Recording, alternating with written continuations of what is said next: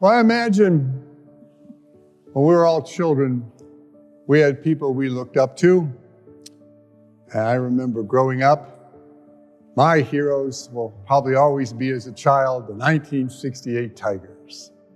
I remember those. I was in the 6th grade when they won it all, and I'll never forget it. There was Bill Freehand, with catcher, backup Ricky Price, and Don Wirt, who recently passed away on third base, Ray Orler at the short, McAuliffe at second.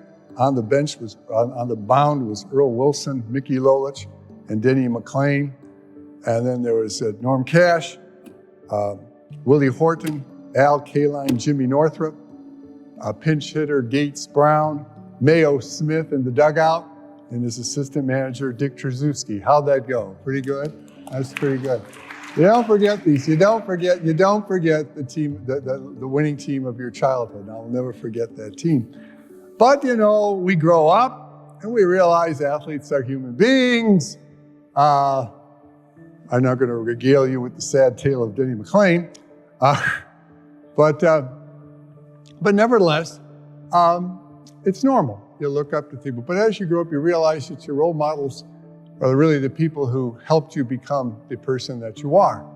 Good teachers you may have had, or maybe scout leaders, or maybe coaches, and especially your parents, hopefully your parents, who were able to, teach you your prayers and have you grow up to be a good Christian person.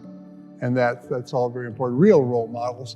Well, we need spiritual role models, and that's who the saints are. They are our spiritual role models. And they cover every facet of life, every continent, every race, every age. They are out there. I did 365 videos of Saint of the Day. So feel free to go on our website if you have 2 to 3 minutes to spare every day, and I know all of you do.